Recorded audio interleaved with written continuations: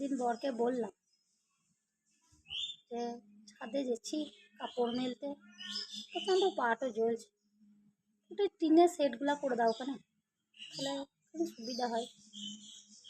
কথাটা শুনলো, কিছু উত্তর দিল না। আবার একদিন গেলাম, এসে বললাম পাটও জ্বলে গেছে গো, অন্য করছো কেন, তারপর টিনের সেট করে দাও ওখানে, তোমার মাসিতে যেমন আছে অমনি। শুনলো, শুনে বলছে কেন, আমি মানুষকে বিয়ে করেছি না মোমের পুতুলকে বিয়ে করেছি, এই ছাদে গেলে পাটও গলে যেছে। শুনলাম, কিছু বললাম না।